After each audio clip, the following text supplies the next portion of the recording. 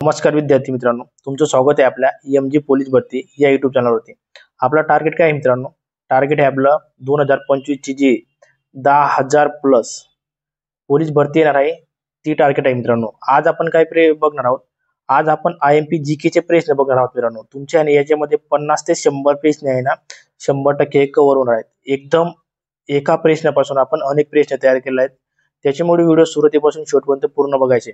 तर बघा मग, प्रश्न क्रमांक पहिला काय आहे? भारताचे पितामह असे कोणाला म्हटले जाते? तर भारताचे पितामह हे दादाभाई नौरोजी यांना म्हटले जाते. कोणाला? दादाभाई नौरोजी यांना म्हटले जाते. दुसरा ऑप्शन होता आपल्याला लोकमान्य टिळक. लोकमान्य टिळक यांना असंतोषाचे जनक म्हणतात. काय? असंतोषाचे जनक असे म्हटले जाते. तिसरा ऑप्शन होता आपल्याला लाला लजपत राय. लाला लजपत राय यांना पंजाबचा सिंह. काय? पंजाबचा सिंह असे लाला लजपत राय यांना म्हटले जाते. पुढचा आहे आपला चौथा ऑप्शन होता आपल्याला महात्मा गांधी. कोणता? महात्मा गांधी. तर महात्मा गांधी यांना आपण काय म्हणतो? राष्ट्रपिता म्हणतो. आता राष्ट्रपिता म्हणतो ना, आता त्यांचे महात्मा गांधी यांचे बद्दल आपण पूर्ण थोडक्यात माहिती घेऊ. आपण पूर्ण नाव विचारा तुम्हाला, मोहनदास करमचंद गांधी. याच्यावरती प्रश्न विचारला जातो मित्रांनो. आणि त्यांचा जन्म तारीख विचारली तर 2 ऑक्टोबर 1869. किती? 1869. समजलं का? 2 ऑक्टोबर 1869 हा त्यांचा जन्मदिवस म्हणून साजरा केला जातो. आता तुम्हाला मृत्यू विचारतील तर मृत्यू आहे 30 जानेवारी 1948. कुठे झाले? नवी दिल्ली या ठिकाणी. कोणी केली मग त्यांची मृत्यू? तर नथुराम गोडसे. कोणी? नथुराम गोडसे. नथुराम गोडसे यांनी महात्मा गांधी यांना गोळ्या घालून त्यांना ठार केले होते, म्हणजे त्यांचा मृत्यू केला होता. याच्यावरती प्रश्न विचारला जातो. महात्मा गांधी यांचा मृत्यू कोणी केला? तर नथुराम गोडसे यांनी महात्मा गांधी यांचा मृत्यू केला. तसेच 30 जानेवारी कोणता दिवस म्हणून साजरा केला जातो असा देखील प्रश्न येतो. तर तुमचं उत्तर असले पाहिजे शहीद दिन. काय? शहीद दिन म्हणून 30 जानेवारी हा दिवस साजरा केला जातो. समजलं का? पुढे बघू. आता आपल्या प्रश्नाचं काय उत्तर होतो? भारताचे पितामह म्हणून आपण दादाभाई नौरोजी यांना म्हणतो. बरोबर. आता लगेच त्यांची थोडी माहिती घेऊ आपण. दादाभाई नौरोजी यांनाच भारतीय राष्ट्रवादाचे जनक म्हणतात. IMP प्रश्न मित्रांनो, इथं प्रश्न विचारला जातो. काय म्हणतात? भारतीय राष्ट्रवादाचे जनक असे दादाभाई नौरोजी यांना म्हटले जाते. त्यांचा धर्म जर विचारा तुम्हाला तर धर्म आहे तो पारसी. काय आहे? पारसी. दादाभाई नौरोजी हे पारसी धर्माचे होते. त्यांच्या गाजलेले पुस्तक VIMP प्रश्न आहे मित्रांनो. याच्यावरती आहे ना 100% प्रश्न विचारला जातो म्हणजे जातो. तुम्ही कुठं पण जा, तुम्हाला याच्यावरती प्रश्न विचारला जातो. त्यांचे पुस्तक कोणते आहे मग? Poverty and un British rule in India. काय? Poverty and un British rule. इथं रूल राहिला आपला, रूल इन इंडिया. समजलं का? हा प्रश्न तुम्ही पाठच करून ठेवायचे. याच्यावरती 100% प्रश्न विचारला जातो. तसेच अजून एक प्रश्न आहे, ब्रिटिश संसदेत निवडून गेलेले प्रथम भारतीय म्हणजे पहिले भारतीय कोण होते? तर ते होते आपले दादाभाई नौरोजी. कोण होते? दादाभाई नौरोजी. इथं प्रश्न विचारला जाऊ शकतो मित्रांनो, विचारला गेलेला आहे, पण या भरतीमध्ये 100% विचारला जाईल याची मला गॅरंटी आहे. कारण की बऱ्याच मुलांना हा प्रश्न जमणार नाही. त्याच्यामुळे तुम्ही हा प्रश्न पाठ करून ठेवायचे. जे मुलांचे प्रश्न चुकतील ना मित्रांनो, ते आपल्याला जर जमले ना तर आपलं 100% सिलेक्शन होतं. जे लोकांना येत नाही ना ते आपल्याला यायला पाहिजे, जेणेकरून आपलं सिलेक्शन होईल. कारण की कोणीही, तुम्ही महाराष्ट्रामध्ये कुठेही जा, सर्व मुलं आहेत ना सारखेच पुस्तक वाचून राहिले आणि ज्या प्रकारे तुम्ही अभ्यास करताना त्याच प्रकारे अभ्यास करून राहिले. पण तुम्ही जर इतरांपेक्षा काहीतरी वेगळं केलं ना तरच तुमचं सिलेक्शन हे होणार आहे. हे झालं आपलं पहिल्या प्रश्नांची माहिती. आता आपण दुसऱ्या प्रश्नाकडे जाऊ. तर बघा, दुसरा प्रश्न काय आपला? भारत छोडो आंदोलनाला कुठून सुरुवात झाली? VIP प्रश्न आहे. याच्यावरती प्रश्न वारंवार विचारला जातो. भारत छोडो आंदोलनाला कुठून सुरुवात झाली असा प्रश्न आहे ना, तर त्याचं योग्य उत्तर आहे मुंबई. काय आहे? मुंबई. मुंबई या ठिकाणाहून भारत छोडो आंदोलनाला सुरुवात झाली होती. कोणत्या वर्षी झाली असा प्रश्न आला तर तुमचं उत्तर असले पाहिजे 1942. 8 ऑगस्ट 1942 रोजी आपला भारत छोडो आंदोलनाला सुरुवात झाली होती. कुठून झाली होती? मुंबई या ठिकाणून. तुम्हाला मैदान विचारतील. काय विचारतील? मैदान. मुंबई या ठिकाणावरून भारत छोडो आंदोलनाला सुरुवात झाली. ते मैदान कोणते आहे? तर त्याचे उत्तर तुमचे असले पाहिजे गावलिया टँक मैदान. काय? गावलिया टँक मैदान. आता त्याचे नामकरण काय झालेलं आहे मग? त्याचे झालंय आझाद मैदान. काय? आझाद मैदान. नाव बदललेलं आहे, लक्षात ठेवा. आता झालेलं आहे आझाद मैदान. जेव्हा भारत छोडोची घोषणा झाली तेव्हा महात्मा गांधींनी कोणती घोषणा दिली होती? याच आंदोलनात करो किंवा मरो ही घोषणा 1942 साली कोणी दिली होती? तर महात्मा गांधी यांनी दिली होती. कोणी? महात्मा गांधी. इथं प्रश्न विचारला जातो, करो किंवा मरो ही घोषणा कोणी दिली? तर ते उत्तर असलं पाहिजे तुमचं, महात्मा गांधी यांनी करो किंवा मरो ही घोषणा दिलेली होती. जो आपला भारत सोडो आंदोलन झालं मित्रांनो, यालाच आपण काय म्हणतो? ऑगस्ट क्रांती म्हणतो. काय म्हणतो? ऑगस्ट क्रांती असे म्हणतो. आणि 8 ऑगस्ट हा दिवस काय? 8 ऑगस्ट हा दिवस भारत सोडो आंदोलन दिवस म्हणून साजरा केला जातो. कोणता दिवस? भारत सोडो आंदोलन.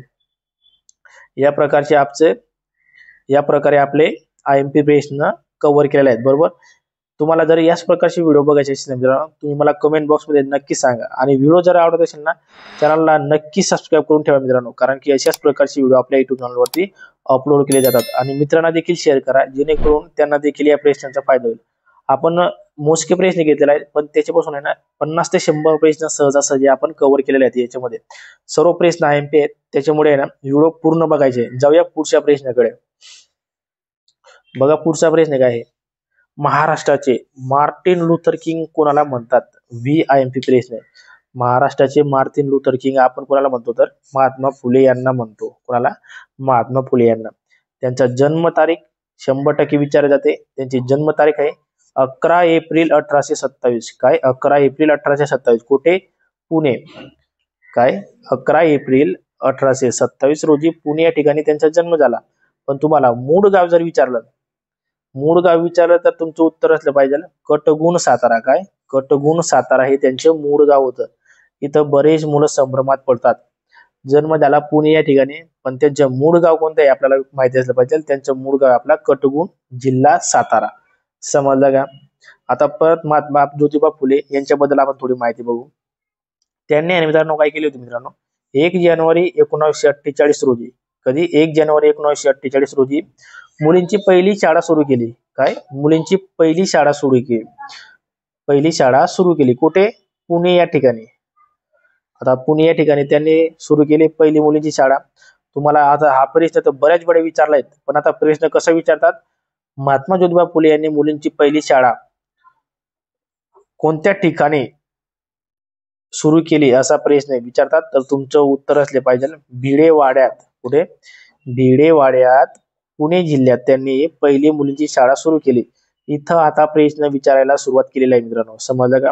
भिडेच्या वाड्यात त्यांनी महात्मा ज्योतिबा फुले यांनी मुलींची पहिली शाळा सुरू केली. कधी केली? तर 1948 रोजी ही शाळा सुरू केलेली आहे. परत पुढे आपण जरा माहिती बघू.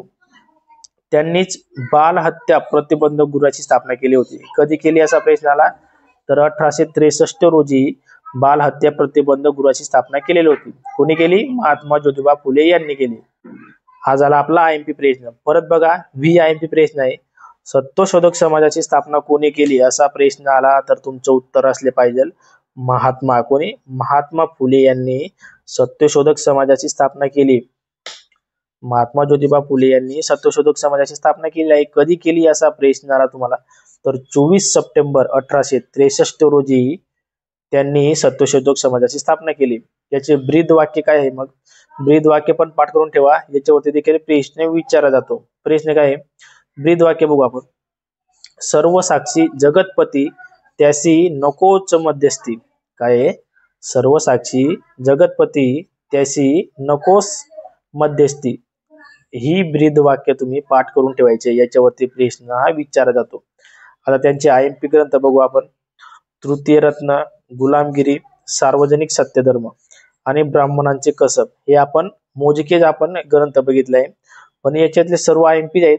पण तुम्हाला प्रश्न विचारतो, महात्मा ज्योतिबा फुले यांचा कोणता ग्रंथ मृत्यूनंतर प्रसिद्ध झाला? तर तो होता आपला सार्वजनिक सत्यधर्म. हा त्यांच्या मृत्यूनंतर हा ग्रंथ आहे मित्रांनो प्रसिद्ध झाला होता.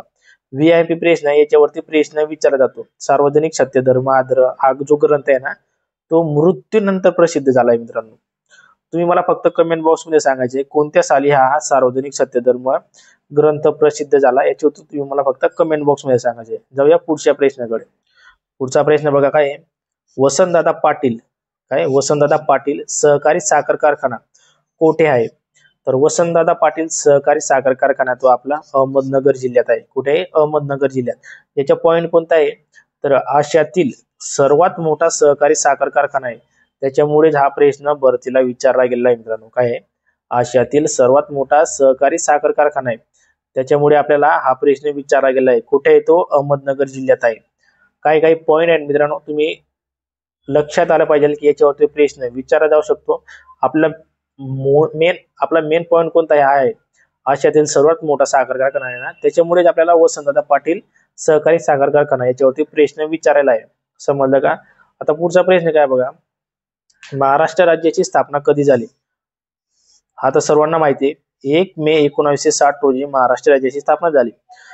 त्याचे जिल्हे विचारले. 1960 रोजी जेव्हा महाराष्ट्र राज्याची स्थापना झाली होती तेव्हा जिल्हे होते 26. किती होते? 26.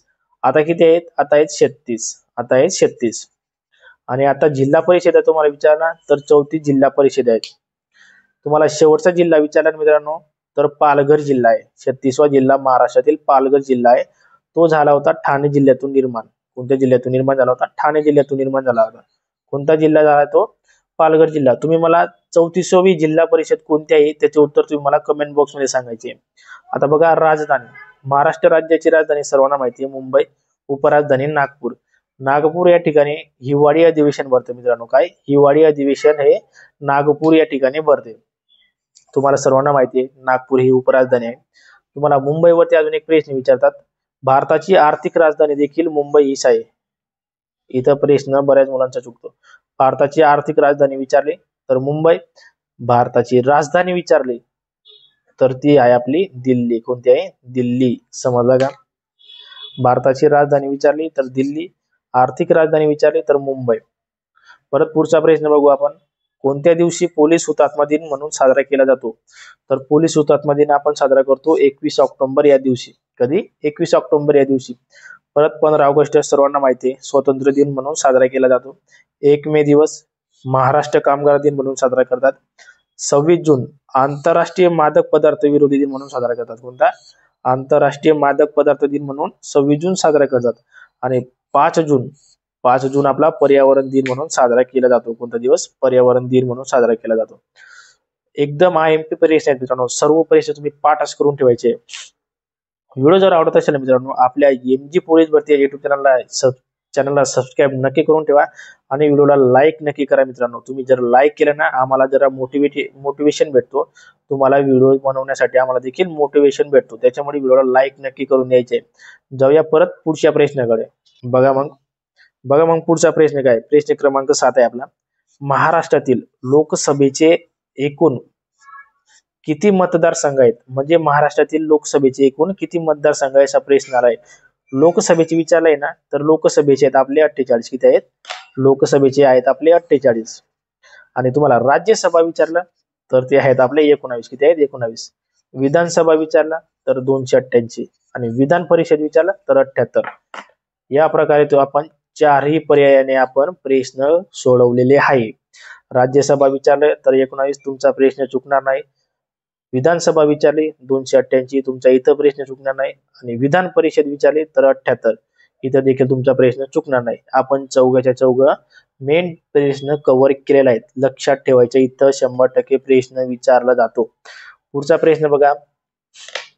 रॅडक्लिफ लाईन काय आहे? रॅडक्लिफ लाईन कोणत्या दोन देशांतील सरहद दर्शवते? कोणती? रॅडक्लिफ लाईन कोणत्या दोन देशातील सरहद दर्शवते?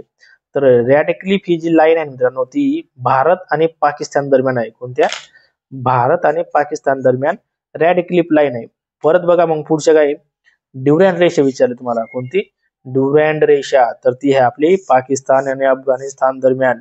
आणि मॅकमोहन रेषा विचारली तर ती आहे आपली भारत आणि चीन दरम्यान. इथं प्रश्न विचारला जातो मॅकमोहन लाईन कोणत्या दोन देशादरम्यान आहे? तर ती आहे भारत आणि चीन. सर्व प्रश्न IMP आहेत, पाठ करून ठेवा.